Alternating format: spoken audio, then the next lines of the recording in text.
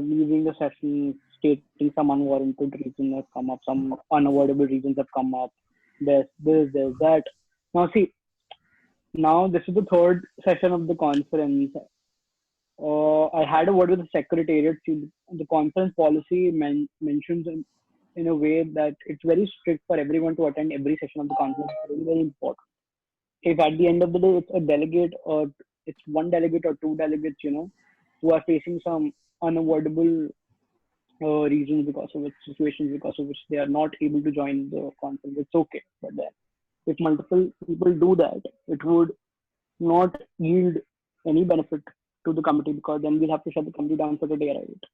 But what I have decided is all those people who are leaving the committee, it's their prerogative. If they're doing that, they're missing out on a major chunk of the committee debate, and ultimately it would hamper their candidature in the course of awards for tomorrow. So having said that, I urge everyone, if you want me to restrict today's debate just because we have had enough, or you think we are exhausted a little bit, then I'll end the committee session as early as possible once we are done with having like a small discussion or something like that, and we can take up whatever we have left for tomorrow and on tomorrow. So I urge everyone to like not leave the session now and bear this one last session for the day. All right. Having said that, yes. So I hope there's a mutual understanding with regards to what do we wish to discuss now. Anyone? So unmute yourself and tell me what do we wish to go ahead with. Sir, what we have decided is yes, Gandhi, tell me. The motion is in the chat box already. So that's the only one we are doing today, and okay. And that is we are on a fair consensus when it comes to that. Tomorrow we are saying that most likely we'll only do paperwork, and perhaps we'll discuss the standing committee report as a discussion, but that is the only prospective discussion we have. So we wanted to ask कि कल question और होगा क्या? No question or tomorrow, and I've already given you the reason why. All right, sir. Thank you. Okay, great. It's great that we have a consensus now. So I'll tell you one thing. Once we are done discussing this discussion hour, I once again for the last time tell you the bill process in 10 minutes, in 5 to 10 minutes. Once we're done with it,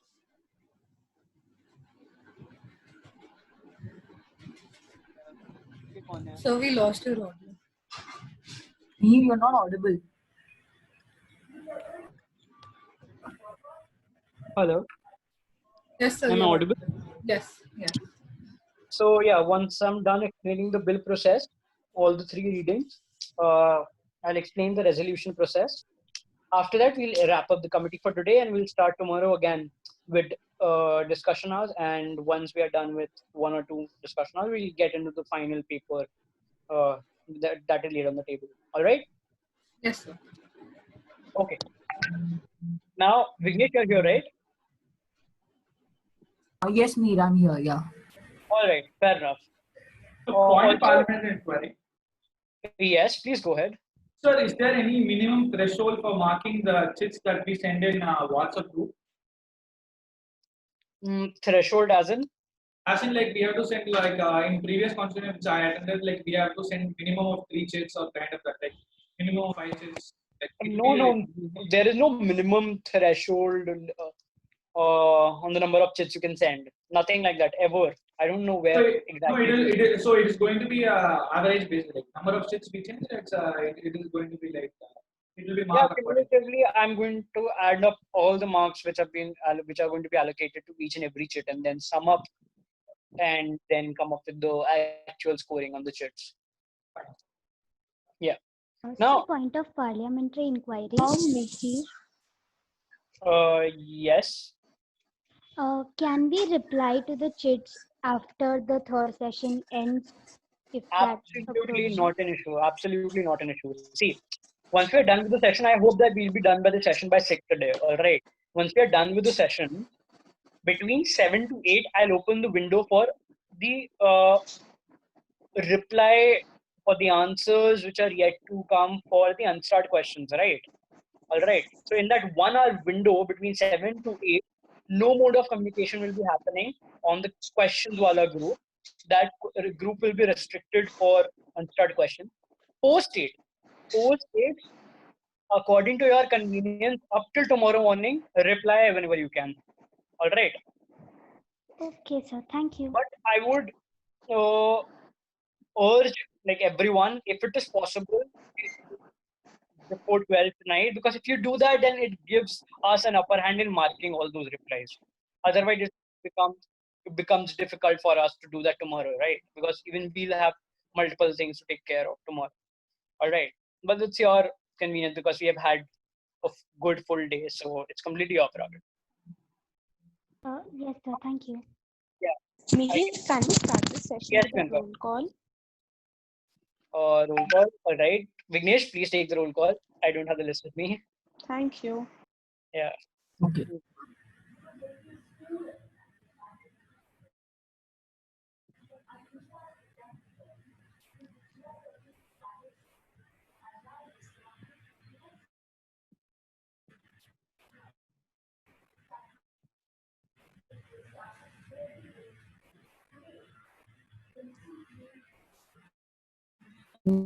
With the roll call, so please pay attention, and while the name is called out, please state.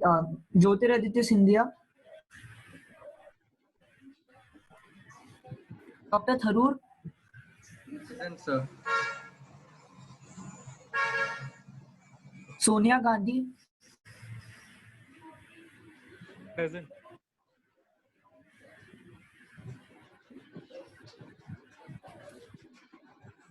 Moitra, absent.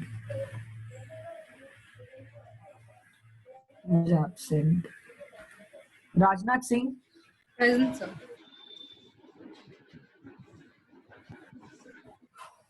Nirmala Sitaraman, Present, sir. Present. yes. Kapil Sibal,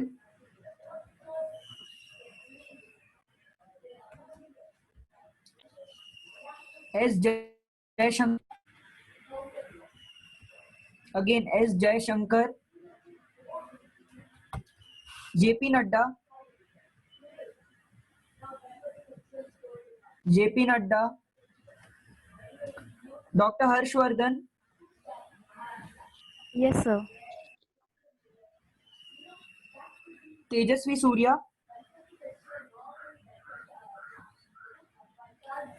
Surya, Piyush Goyal, Present, sir. Ravi Shankar Prasad, Present, sir. Derek O'Brien, Present. Mr. OAC, Mr. OBC won't be attending the third session due to some personal commitments. okay. Harshimrat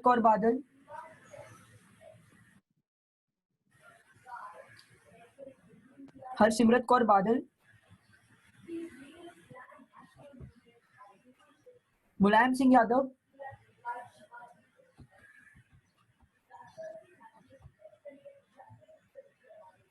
do we have Mulayam Singh Yadav here? Mr. Santosh Gangwar, Present, sir. okay. Mr. Manmohan Singh, Present, sir.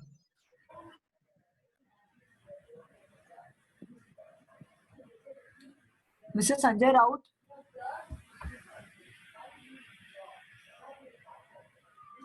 Mr. Rahul Gandhi, Present, sir. okay.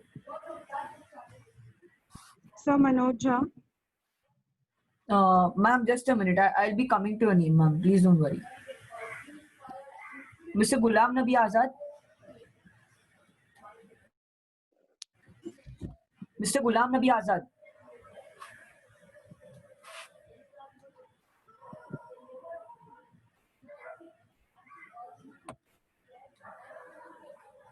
Adhir Ranjan Chaudhary, no. P. Chidambaram, not present. Mr. Amit Shah, Present, sir. Farooq Abdullah,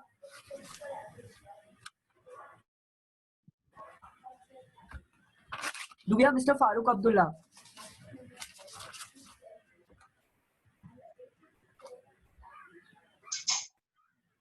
No, we don't have Farooq Abdullah. M. Selvaraj. Don't think we even have M. Selvaraj in the committee. Satish Chandra Mishra. Satish Chandra Mishra.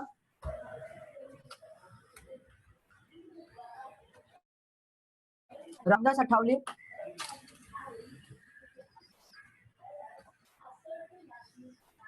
Manoj Jha. Present, sir.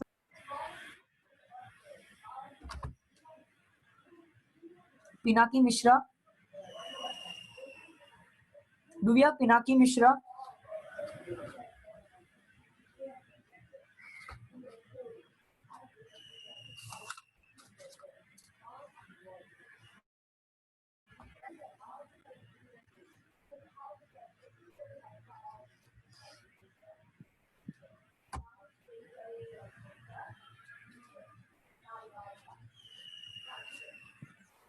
Vignesh, Yes, Meer. yeah, what is the strength of the committee? Meer, it's 13. I'm just counting once again. Okay. Fair enough, you go ahead with that. I think there's already, I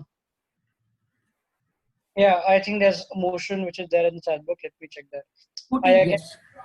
Could you please check and tell me? I think the mover of that motion was Rajnath Singh, if I'm not wrong, right? Yes. Okay. There are many in the waiting room, I believe. So like, we will convey it across. There are many people waiting. Vignesh, everyone has been let in. The members of the committee are you talking about? Personal privilege. Actually, it was Manmohan Singh who's messaged. So Mr. Manmohan. Okay. It was in the group, so I thought people have to be let in. Vignesh, they have been let in. Okay, thank you. All right. Fair enough. Okay. So Vignesh, how many motions are there in the chat section? Just a second. I believe we only have one, which is moved by Rajnath Singh, if I'm not wrong. Okay. Rajnath Singh, could you please unmute yourself and tell me what the motion is? So the motion is a short-term discussion on the economic aspects of the OSHWC code for a time period of 2 minutes, total time of 30 minutes.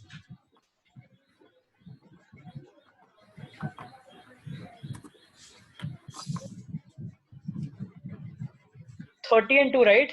Yes, sir. Yes, sir. And discussing the economical aspects of the code. Yes, sir. All right. Just a sec. Meer, I have sent it to you on your chat. The topic. Okay, got it. All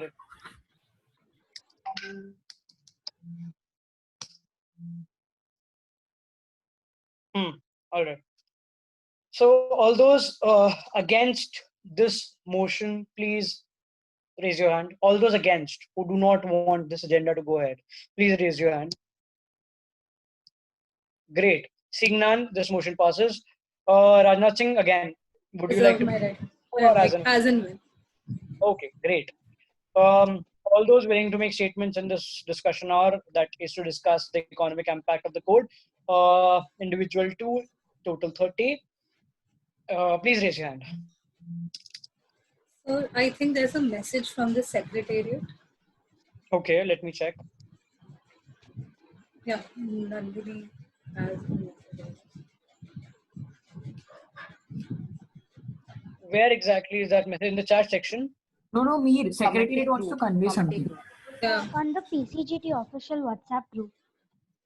Okay, I'll just check.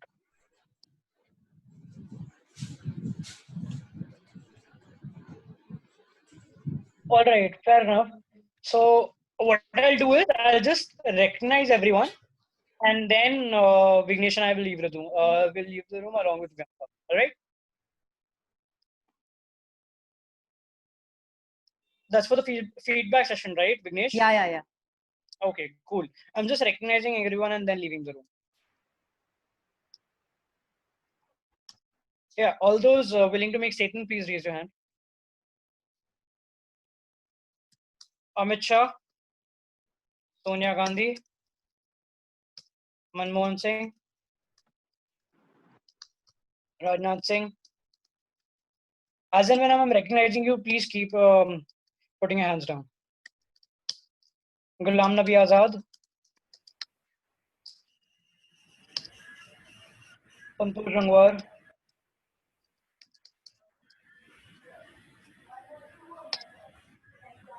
Piyush Goyal, Nirmala Sitharaman,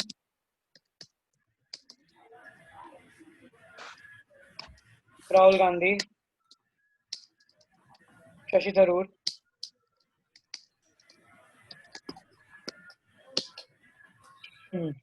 Dr. Harshvardhan. We need 4 slots left. Thanks. Okay. Ravi Shankar Prasad,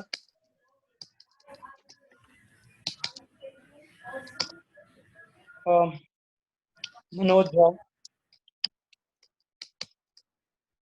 So, point of personal privilege. Amit Shah, Manoj Shah, Nirmala Sitharaman, I've already recognized you, so please put your hands down. Yeah, just a second. So I have recognized 13 people as of yet. Yeah. Anyone else who wishes to deliver a statement? I have 2 more slots left. Fair enough. I'll recognize later on.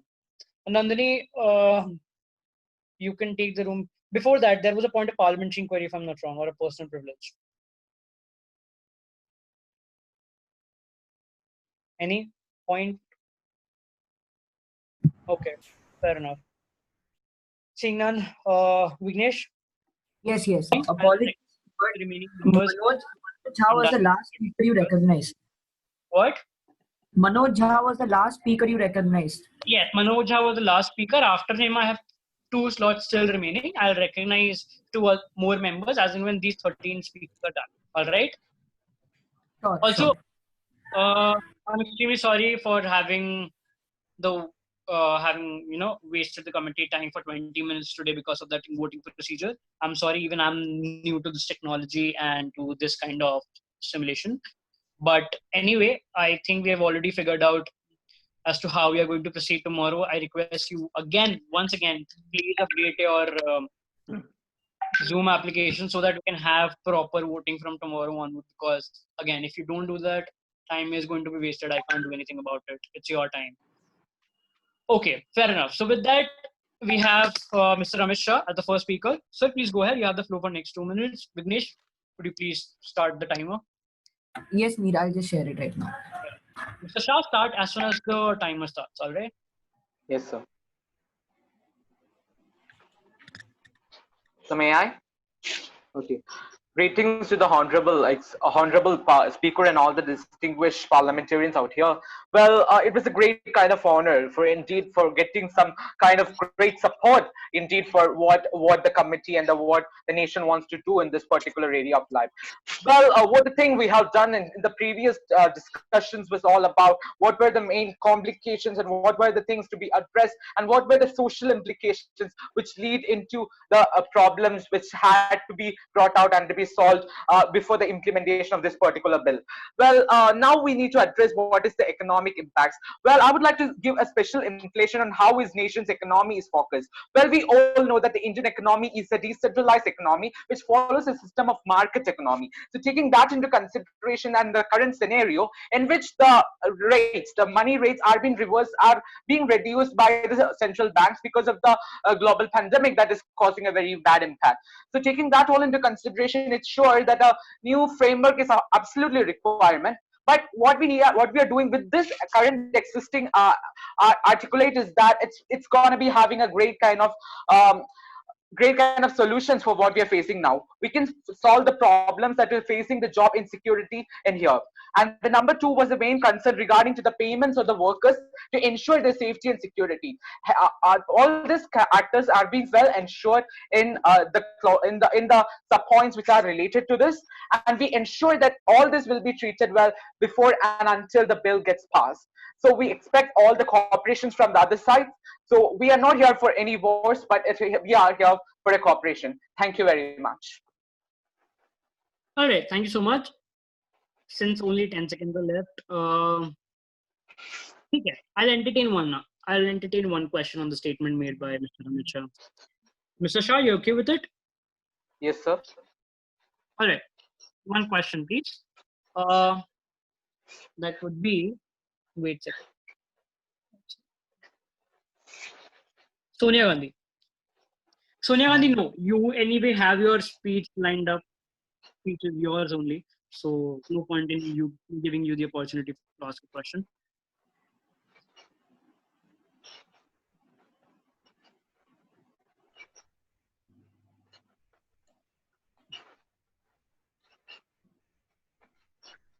Fair enough. I'll give it to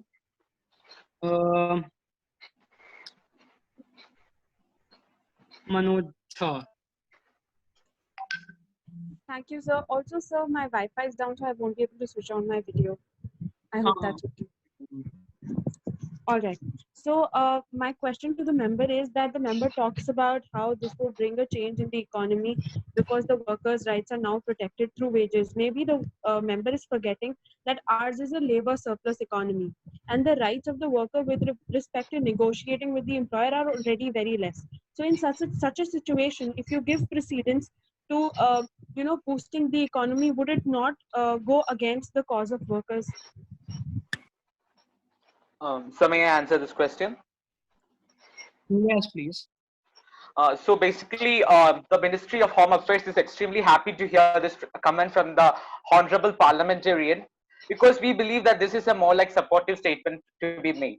Because what was the concern here raised by the Honorable Parliamentarian was that it too had a problem while it may concern the people's life, because India focuses a lot on the private sector indeed.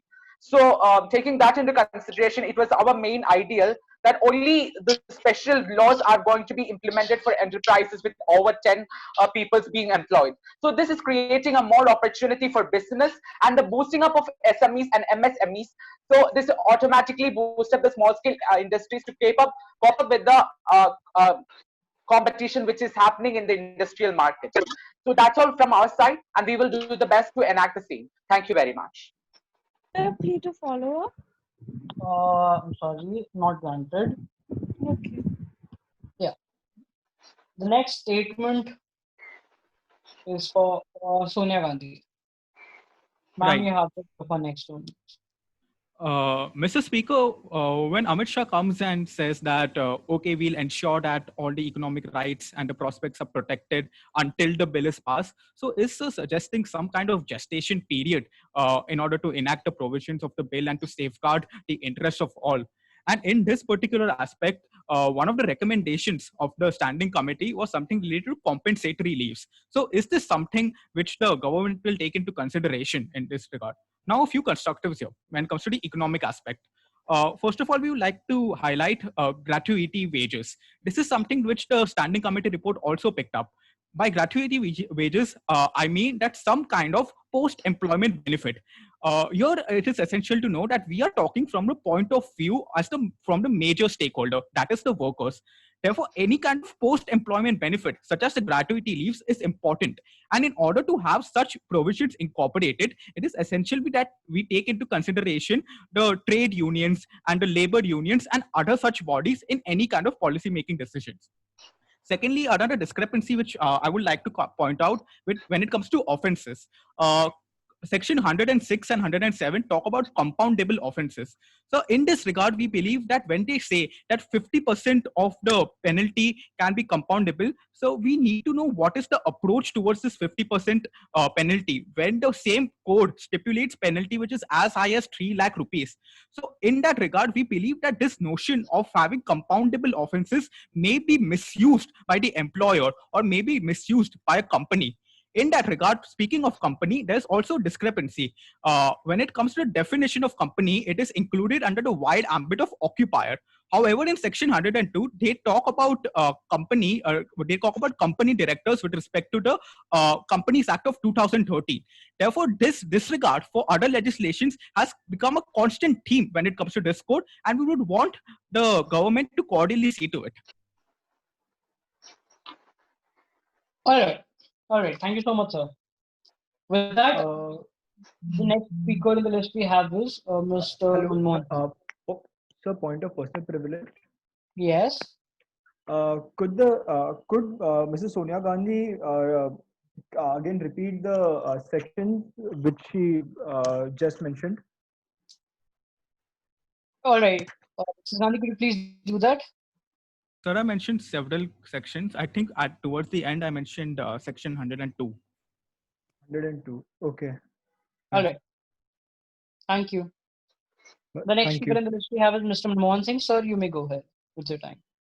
Thank you for the recognition, sir, Chair. The points I'm going to make now are the points I think the government should take into consideration while changing or amending this bill. First is the overtime pay, which is mentioned in section number 20, which is mentioned in section 27, where it states that when a worker works for more hours than which is stipulated in a week. However, in section 25, just a second.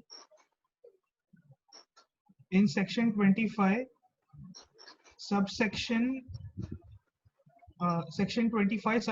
1, there is mentioned 3 type of work where it is considered as subsidiary work, running time, or period of mere attendance. So what I was confused about is what does this work refer to? Now, second is when the exact wage is not mentioned, but they should at least mention what the conditions are for determination of a wage of a particular job. For example, it should be related to the nature of the work, the nature of the environment of the work, the hours of the work, and the risk factor, and so on and so forth. The third point is the wage slips, where it is mentioned that employees should be given wage slips either as physical or electronical copies.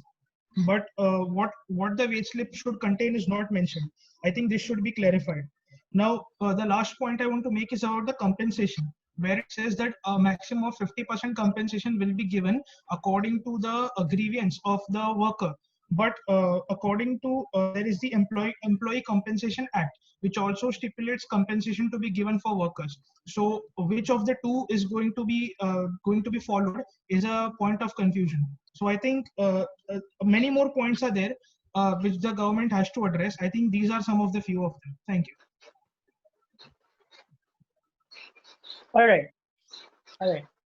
Thank you so much. With that, the next speaker in the list we have is Mr. Rajnath Singh. Just a second, please. Could you stop the timer? Yeah, just give me a second, please, sir. Yeah. Perfect. Am I audible? Yes, you are. All right. So, parliamentarians, the emerging economic environment, the globalization of economy, and the liberalization of the trade and industry, these rapid changes in technology and their consequences as well as ramifications, the effects that change the structure and the nature of the industry, that is why there is a need for such a flexible code on methods, on places of production, on employment, and the skills that are necessary to attain employability and mobility, and the responses that are necessary to acquire and retain economic efficiency and international business competitiveness as well. India's aspiration to become a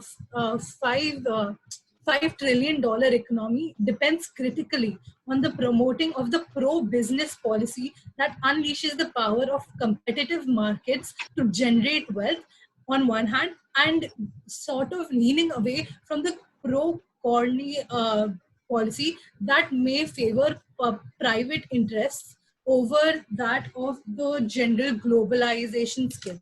So as per the Federation of Indian Chambers of Commerce and Industry, a report suggested that this code is actually needed to be more flexible in its approach, and therefore the clauses on wages, the clauses on the leaves and the slips. The slip generally has a set format that was pointed out by a parliamentarian, and it is readily available with the registration officer. Therefore, I think that doubt has been clarified, and other things have also been included as annexures and and rests with the appropriate government as well. Thank you. All right. Thank you so much. The next speaker is Ghulam Nabi Azad.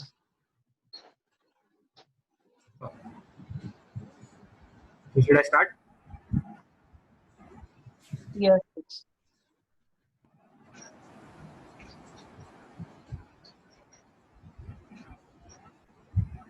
Yes. In India, medical and healthcare employees, doctors and nurses have been shockingly subjected to various forms of harassment and even assault. On April 20, 2020, the President issued an ordinance amending the Epidemic Act 1897, which provides imprisonment for violence and damage caused to the defined healthcare personnel and medical property.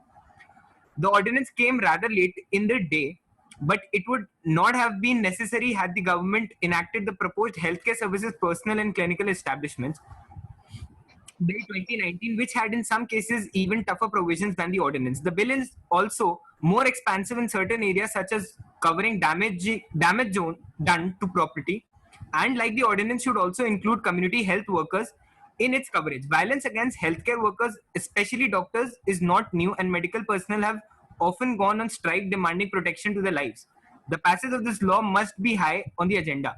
The World Bank estimates that 40 million internal migrants have been impacted in India due to COVID-19 lockdown. The distressing Exodus stories in the media over the last month have been quite disturbing. Migrant workers have been stripped of their livelihoods. They may not be getting food and shelter in the states where they're currently trapped, even as their home states fear the spread of infection. This assumed tragic proportions as their host states benefit greatly to their contributions.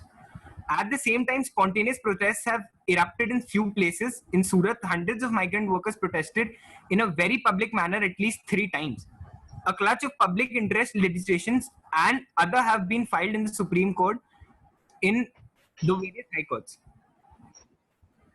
Trade unions argue that apprentices have been executed from the definition of the employee while they are considered employees in the existing labor laws.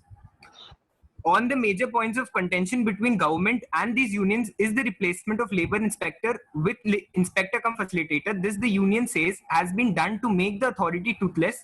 Even in established cases of violations of the code, prosecution won't be first response according to the section 54 subsection 3 mentioned by Rajnath Singh of the bill. Inspector cum facilitator shall, before initiation of prosecution proceeding for the offences under the said clause or subsection, give an opportunity to the employer to comply with the provisions of this code. Thank you. All right. Thank you so much, sir. With that, you have elapsed your time. Of personal privilege. Yes, sir. Please go ahead. Tell me.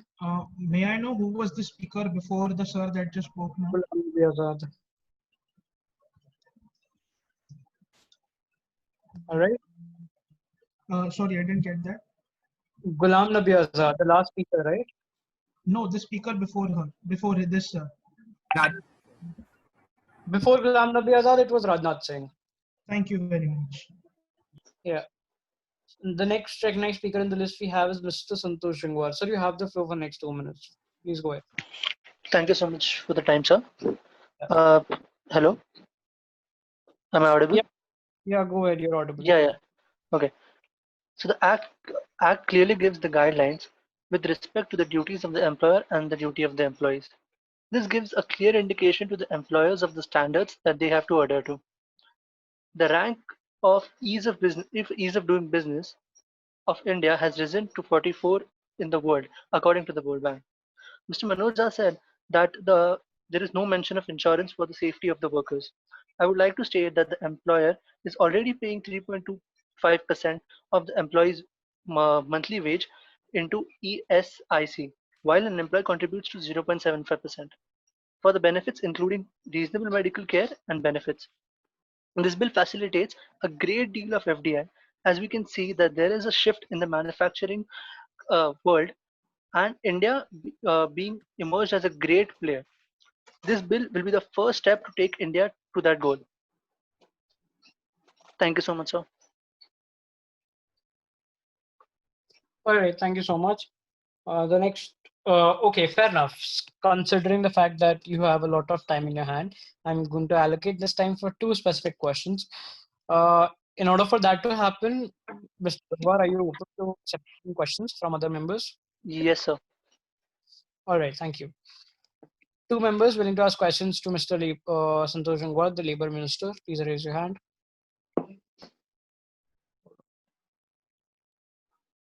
Manoja, please put your hands down. I've already given you two opportunities.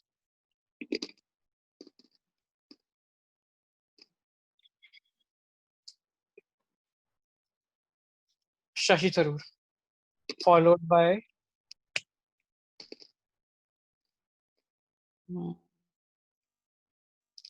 Ravi Shankar Prasad. Yeah, Shashi Tharoor followed by Ravi Shankar Prasad. Yes, sir. Mr. Tharoor, please. So, Speaker. Yes, please go ahead. Okay. Respected Labour Minister, इस bill के under specific act section 13 sub section 1A में लिखा गया the act empowers the government to set standard working time with its respect to the state government. तो क्या इसका मतलब हम ये समझ सकते हैं कि हर स्टेट गवर्नमेंट अपने हिसाब से एक स्टैंडर्ड वर्किंग टाइम सेट करेगी जिसके हिसाब से ओवर टाइम का टाइम सेट होगा? Thank you for the question, Mr. Shashi Tharoor. Yes, that's what the bill implies. The appropriate government and so this state government can basically set the working hours for the labor. Okay, sir. Understood. Thank you very much. Thank you. The next was Ravi Shankar Prasad. Sir, please go ahead, ask your question. Sir, under section 27, it talks about the amount of wages for overtime work. What will be the ideal criteria for these wages? Also, what will be the fixed timing set for these wages, that is by center or state? Okay, so just now I mentioned that the specific time will be set by the state government, and the provision for the wages will be if the worker is working overtime, he has to be paid twice the amount that he is getting. Please to follow up. Granted. So my question actually was, what will be the criteria to decide this wage? That is the nature of work or any sorts of things. So what will be the criteria to decide this wage that will be provided in overtime work? Basically, if the worker is getting a certain amount of wage, overtime will be the twice of it. Also, the government is working to get a universal, like basically pertaining to India, a basic labor income, and this bill is the first step to basically get forward to that step. And yeah, the labor ministry is very hopeful that at least it will be helpful to set a basic requirement for the laborers to have their incomes. With that, thank you both Mr. Santosh Gangwar and Ravi Shankar Prasad. With that, we moved on to the next speaker, that is Mr. Piyush Goyal. Sir, please go ahead with your statement. You have the floor for next 2 minutes. Thank you, Speaker. So I would start with quoting a study from University of Kent and University of Pennsylvania. They had conducted a study where it was concluded that due to India's restrictive labor laws, the average labor cost of an industry was 35% more than its peers in OECD countries. Now, this clearly shows the amount of disadvantage our businesses face due to these restrictive laws. One issue which is commonly raised by my fellow parliamentarians is why there are 10 members, why there is a minimum threshold of 10 members. So the basic reason is to reduce the compliance burden on the small industries. We want the small industries to flourish because they are the main employers of this country. And plus, we also want to encourage the startups, and we do not want them to get burdened through a lot of compliances in the start itself. Also, there has been an issue which has been raised that the rules have been, there have been flexible framing rules which have been prescribed by the government. So these rules were prescribed so that the businesses are not burdened with unnecessary compliances. Already we have hello. Yes, sir, Hello. you are audible. Please go ahead. Okay. Already we have the occupational safety and health board, which recommends, and according to the recommendations, the appropriate government will have to frame rules, and it won't be in an arbitrary way. Lastly, I would say that there is no point in having such regulated labor laws if the industry cannot sustain it. Thank you. All right. Thank you so much. With that, you have elapsed your time. The next speaker is Nirmala Sitharaman. Ma'am, you have the floor for next 2 minutes. Please go ahead. Take the Factories Act, for example. The minimum threshold limit for enterprises without labor is 40. So, for instance, what is happening in the sentence? Like these certain companies operate between 38 and 38 labor, 38 to 39 labor.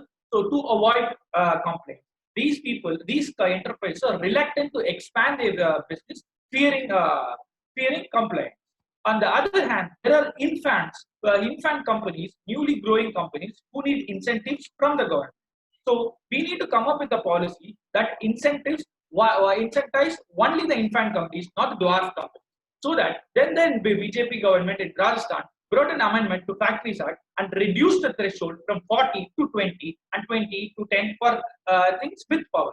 So what has happened with this? The growth rate of employees was 4.7% in 2017, but which was only was declining with minus 8.9% in 2013. This shows clearly that there is an increase in productivity with such legislation. So we thought to implement it across the country and chose 10 workers as threshold limit for the entire country, so that the job quality is increased, also the employment status is sorry, I'm done. All right. Thank you so much. That we can incorporate one question. Point of personal privilege. Yes. So it wasn't quite audible. So if the last sentence could be repeated. Sure.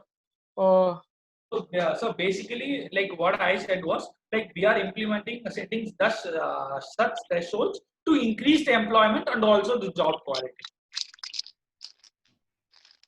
So point of Thank you. privilege from my side as well. Yeah. Just the statement regarding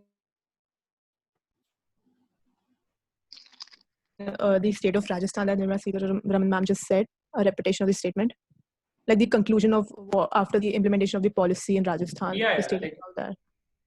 The employment count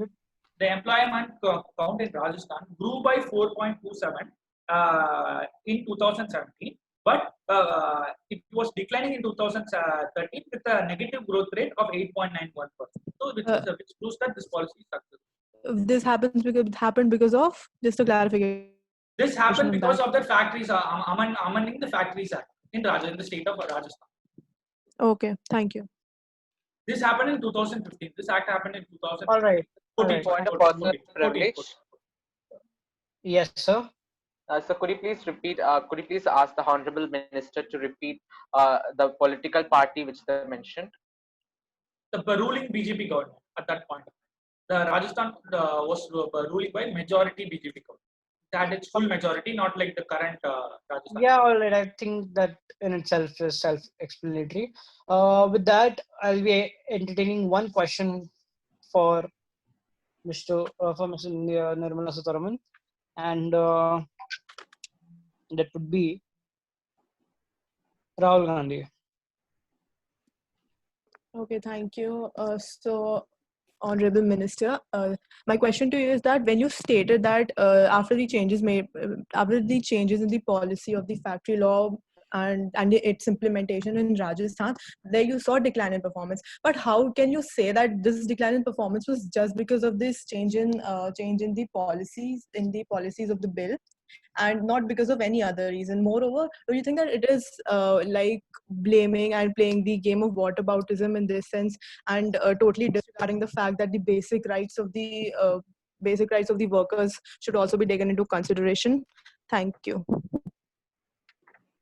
So, speaking, like, I didn't tell that this policy resulted in decline of like workforce. I clearly mentioned that this policy resulted in increase of workforce, and also like reducing the threshold from 20 to 10. Actually, like that doesn't affect the workers, as like more and more workers get into formalized economy. Like, for example, before this Amendment Act, only the enterprises with 40 for power, without enterprises without power, 40 was the threshold. But now it has been reduced to 20. So like more and more enterprises has been formalized into economy. Like, and I don't think that it would negatively impact the working conditions. It will only positively impact the working conditions. Okay, thank you. Thank you so much. With that, oh, I didn't see Rahul Gandhi. You are the one who has to give the next statement. I should have given it to someone else. Anyway, okay, please go ahead with your statement. Okay.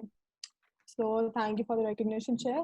So fellow parliamentarians, to initiate a discussion with regards to the bill's economic aspect, I, Rahul Gandhi, would like to firstly throw some light on the sector with regards to the bill, which has not been emphasized upon, although it contributes to around 31% of the Indian GDP and stands at the second spot in terms of its contribution. That happens to be the industrial sector.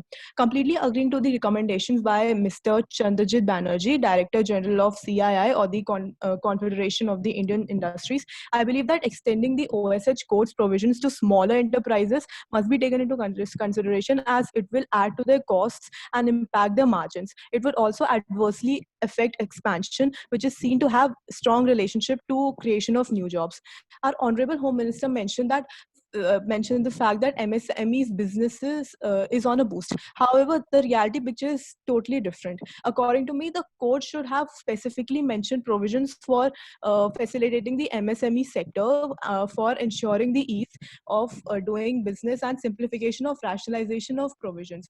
Also could have helped, the simplification of the provisions also could have helped small enterprises to scale up and create more jobs, which currently it fails to do. Again, mentioning as per the Factories Act of 1948, it was decided that establishments must appoint welfare officers if they employ manpower of more than 500 persons. The code cuts this to 250 employees, which would impose a high cost burden on MSMEs. Now coming in the ambit, other provisions too, such as canteen, face reductions in applicable employee limits. Not to forget the private sector, the definition of private sector. If you could please conclude and wrap up your statement. So must be revised and brought on par with the central state governments unit, PSUs, autonomous government units, etc. Thank you. Thank you so much. You have anyway exceeded your time. With that, we move down to the next person concerned. That is Mr. Sharif. Sir, you have the next 2 minutes. Yes, sir. We need to start the timer. Yes, sir. Sir, इस act में मैंने अपने पिछले speech में भी कहा था, अभी भी कहना चाहूंगा कि वेजेस जो शब्द था उसका प्रयोग किया गया था. Minimum wages act 1948 is still in force. अभी इधर शंका ये आती है कि कौन सा डेफिनेशन काम करेगा, क्योंकि इस बिल में भी मेंशन किया, वो एक्ट में भी मेंशन किया है. इश्यू आता है जब आप ओवर टाइम और फिक्स टाइम लिमिट की बात करते हैं. हमारे लेबर मिनिस्टर ने कहा कि हर स्टेट गवर्नमेंट अपने हिसाब से टाइम सेट करेगी. ये इंडिया के सारे ट्रेड यूनियंस का मेजर कंसर्न है. Equal ways for equal work was the main demand, sir, और इसी डिमांड को सरकार एड्रेस नहीं कर रही है. अब मान लीजिए किसी स्टेट में 9 घंटे के लिए स्टैंडर्ड टाइम सेट किया, किसी स्टेट में 8 घंटा, उस हिसाब से ओवर टाइम का भी टाइम सेट किया जाएगा. आप 9 घंटे के बाद काम कीजिए ओवर टाइम, किसी स्टेट में 8 घंटे के बाद ओवर टाइम शुरू होता है. उस हिसाब से आपके पैसे मिलेंगे. आप देख सकते हैं यहाँ पे वर्कर का फायदा कम और एम्प्लॉय का फायदा ज्यादा होता है. आगे बढ़ के एग्रीकल्चर सेक्टर में एक पैर रखना ही चाहिए सरकार को। रीजन ये है 14.43 करोड़ लैंडलेस एग्रीकल्चरल लेबरर्स है इंडिया में अकॉर्डिंग टू द 2011 सेंसस। अगर आप इस सेक्टर को रेगुलेट कर दे, this will be a major job creating sector for the government. इससे देश में अनएम्प्लॉयमेंट तो कब होगी? के मेजर कंसर्न्स के which is CITU, INTUC and AITUC, 3 trade unions का मेजर जॉइंट स्टेटमेंट था, making code applicable to 10 or more workers. It is keeping 90% of workforce for unorganized sector outsourced on contract and home base. उसके बाद CITU और AITUC का joint statement, national minimum wage जो state government set करेगी। इसका मतलब कुछ state कम पैसा देगी वर्कर्स को, कुछ स्टेट ज्यादा देंगे, which clearly means कि डिस्क्रिमिनेशन होने वाला है। Thank you. All right, thank you so much, sir. Points very well noted. With that, we move down to the next speaker. The next speaker. Point of parliamentary inquiry. Point of Parliamentary Personal privilege. Yes, personal privilege first, followed by parliamentary inquiry. So since I believe that there is 7 seconds of time, would you be encouraging a point of information? A question made by Mr. Shashi Tharoor. Yes, like it's basically a question to Mr. Shashi Tharoor. So 7 seconds. Because 5 to 7 seconds. Do you think you'll be able to do it? So, your discretion. That is why we raised the point of parliamentary. Asking question when only when there's a window of 5 seconds, it doesn't make sense. So I'd urge you to do it via chat. All right. Thank you, sir.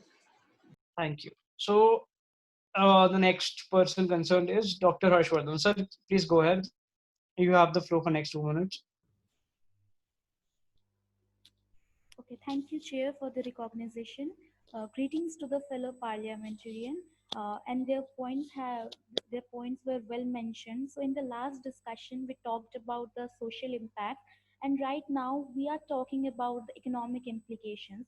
So very well we are aware about that any law or act being passed certainly has some economic implications, and we cannot avoid it. So talking about the labor and the worker community, they almost constitute the 50% of the India's working population. So this law being passed will certainly help to improve the labor productivity. In the last year, the labor productivity growth had been 5.2%, and with this code being passed, we intend to certainly have a growth with this percentage. India ranked 63rd in ease of doing business according to the 2019 survey. And since long we have been hearing that the labor laws have been an obstacle for the foreign investments because of the procedural inaccuracy and the chaos in the system. So we also aim to eliminate this inaccuracy in our system. With this, this would also help help the GDP growth of the nation to increase. Talking about the license system, since long the license system in India has been the approval Raj, but now with the provision of one license for the establishments and some special license for the certain establishments like the factories and mines, we aim that this problem is also going to be solved. Talking about the MSMEs and small scale sector, we believe with this code being passed, there will certainly be business opportunity for them to boost and grow. When talking about the Bhopal gas tragedy in 1987, at that time the definition of occupier has not been clearly mentioned in the law. But now, since we have the definition of occupier clearly mentioned, so the top management and the directors can be held responsible in case of any accident or tragedy that will take place, and also the economic impact can be well mentioned about, and they will be held responsible. Thank you. All right. All right, thank you so much. We have anyway elapsed your time. With that, we moved on to the next speaker. Next recognized speaker in the list we have is Mr. Ravi Shankar Prasad. Sir, please go ahead. Thank you for the recognition, Chair. One of the most important topics that has been constantly brought up in the session is about wages. So a proper definition for wages could be the Minimum Wages Act 1948, which gives a brief detailed definition of wages, which I believe is perfect to be included in the OSH code. It could be added as a new section altogether. Secondly, what would be the criteria to decide these wages? Another section talking about the criteria could be added. For me, ideally, 5 criteria for now would be perfect to consider wages, that is the work hours, the qualifications of the worker, the position of the worker, the work environment, and the nature of the work. These could be decided, which give a clear vision about what is meant by ages and what will be the criteria for ages. Now, when we talk about MSMEs, the CII Director General himself said that extending the OSH code's provision to smaller enterprises would add to their costs and impact their margins, which would adversely affect expansion and the number of jobs. With regards to MSMEs, the Atmanirbhar Bharat package of 2020 has special provisions for SMEs and MSMEs along with the agricultural sector. So I believe MSMEs do have their special own provisions.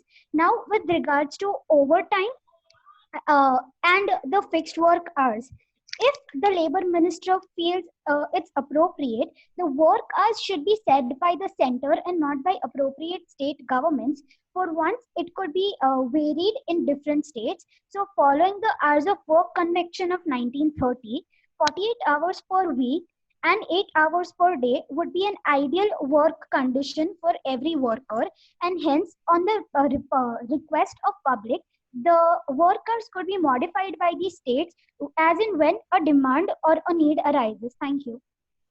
All right, thank you so much. Point again, very well noted.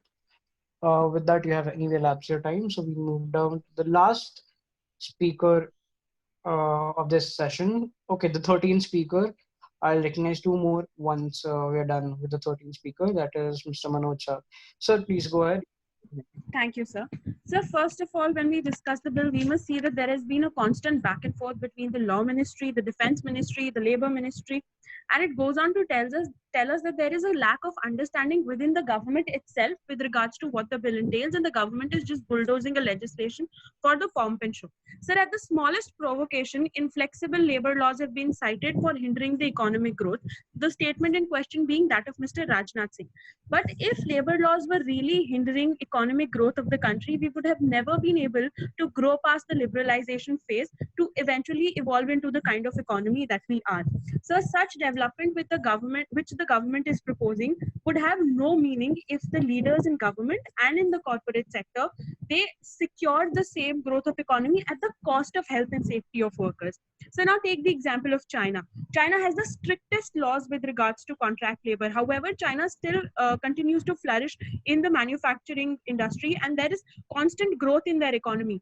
The government cannot escape their liability of protecting rights of workers in the name of protecting the economy. Now, going by the Rio Declaration, sir, the Rio Declaration said that SDGs, the Sustainable Development Goals, have to be fulfilled with regards to growing your economy at a suitable level to provide a beneficial condition of life to everybody. But such growth of economy, as has been stated in Rio Declaration, should not be at the extent of spoiling the harmony between environment and nature. So if the government really wishes to boost FDI, really wishes to boost investment, they need to first address the degradation of environment by providing strict laws with respect to how hazardous waste will be discharged in our country, because right now that's the primary reason why companies from abroad come to our country.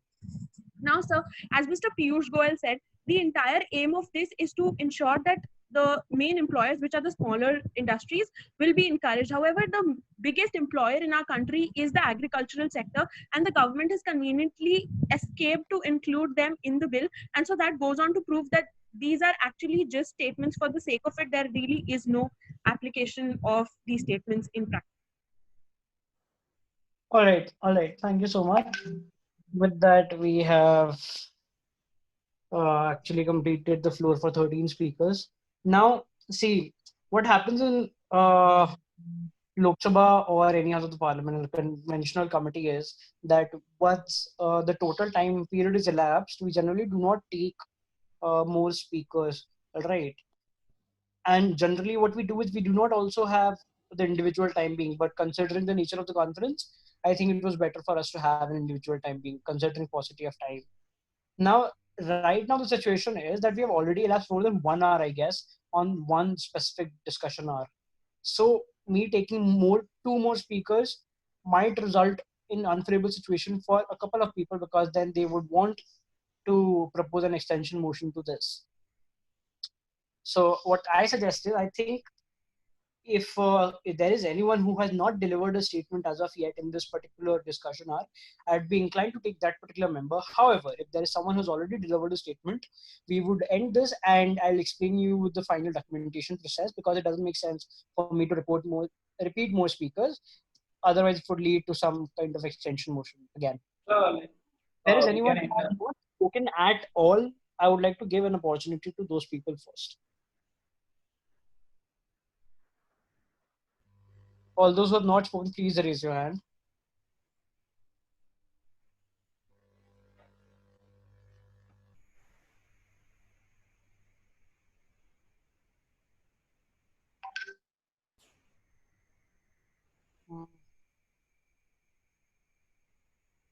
Dr. Harshvardhan, no, he's already spoken.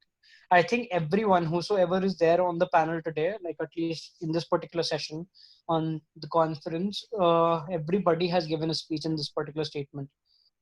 So I think that I should be given an opportunity to anyone now because other than, as I said, it would lead to an extension motion. Instead of that, what I think is, I'll explain you the documentation process, or we can do that tomorrow as well if you think that you have had a long day and you really want to call it a day. We can adjourn the session, right? Yes, sir. Yes. All right. Yeah, I've anyway explained the procedure for, the 3 readings of the bill. So once again, when you guys come back tomorrow in the first session itself, I'll take 15 to 20 minutes and then I'll explain you the resolution process for those who intend to bring up resolution and bill reading process as well. With that, we are done for the day. I am adjourning the committee considering the discretionary power. Yes. Are there any points? Parliamentary query. Yes, sir. So if I want to reply to a specific speech, what are the tools I have? If you want to reply to a specific speech, all right. Now, if you intend to reply to a specific speech, the first and the most obvious is the written mode of communication, which I have anyway allowed, considering the nature of the conference.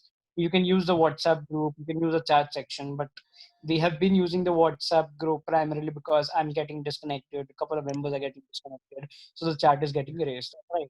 So the first instrument is that. Second is to use your own oral speech. All right. Yes. As in, get an opportunity to speak, you frame it in a way that is suiting you. All right. Whenever there are ways through which you can talk about anything, whenever you're getting an opportunity to, let's say, question someone. All right. So you just need to be smart about it. That's it. So this is the second way to go about it. Yeah, that's pretty much it as of now. Like currently in the current situation and discussion, this is the max you can do. Okay, fine. I don't know, or basically I fail to understand as to why nobody has exercised the miscellaneous tools and instruments which I explained in the procedure session. If you remember, the adjournment motion, the calling attention notice, there have been various things. There are various things which I explained during the, procedure session. So I hope you use it tomorrow. And as I explained earlier, apart from the headers which I have given to you with regards to marking, using the procedure for your own vested interest as to how you're using the procedure in the best possible way, that is also something which all of us need to know. And the person who is going to, use the procedure in the best way, the best manner possible, that also leaves an impact, not only a significant impact in the committee, but also on the very marking scale, because exploitation of procedure is also important. Okay. All right. Having said that, what I suggest, you guys go through the resource folder which has been prepared by the Secretariat. In that resource folder, there is, I think, the parliamentary prescribed ministry. A parliamentary ministry prescribed the rules of procedure. Have a look at it. Go through the procedure once again. If not, go through the YouTube session which there is regarding the rules of procedures. All right, and then yes, come back tomorrow. We'll debate. Anything else? Point of parliamentary inquiry. Point of parliamentary inquiry. Okay, go ahead. Sir, like when will the floor? Sorry, when will the chat be closed for questions today? The chat for questions are now anyway closed because the conference is done. Okay. For those who intend to answer to the start questions, the window is going to be open from 7 to 8, as I said earlier. All right, 7, 8, you can definitely prepare it. Or it's 6:38 right now. I think all of you are tired, and all those who need to prepare answer to those questions. What I'll do is the window is going to be 9 from 10. All right, I think that would be convenient for everyone and me as well. Vignesh So as well. no, so like not speaking about like unstuck questions. The thing like For general questions, the window is closed. Okay. Done. Only we can send our replies, right? Normal replies. That. Yeah, normal communication. Plus, but if you want to do normal communication, please do it in private chat, because again, if you do that, there will be a normal contact group which you have, not in the questions one, because then there's a lot of spamming. I won't be able to take a track of everything. All right. Fine. Yeah. Thank you. So I think there was another point of parliamentary inquiry as well. Yes, sir. Yes. What? Sir, I got a bit confused with regarding your previous statement because you had said that replying to those chits that were sent during those speeches was allowed in the later evening for somewhat around 12. So is it to be done on the group or on private chats now? It's not with regards to the question, with regards to the answers, with regards to the questions. Nobody's going to ask more questions now. You can give your reply as and when you deem fit by tonight. And with regards to unstart, the window would be 8 to 9. You're getting it? Okay. Okay. Yeah. No more questions now. Answers before 12 midnight. And for unstart questions, specifically between 9 to 10. I'll actually put up a message on the WhatsApp group that from now, like as soon as it would be 8:59 p.m., that the window is opening. As soon as it hits 10, I'll close the window. So it's 9 to 10. And please, between 9 to 10, no message other than, no single message other than a reply to the unstart question, please. It would become very difficult for me to answer, mark everything. All right? So, to those who are replying to the unstart chits, do we have to give you the question as well as the answer, or do we just tag that You can question? just copy paste. If you can copy a question and then paste And the your answer, answer right? just below it, that would be really like a All right. We'll do that. Sir. We'll do that. Yeah, thank you so much. Please do that. Yeah.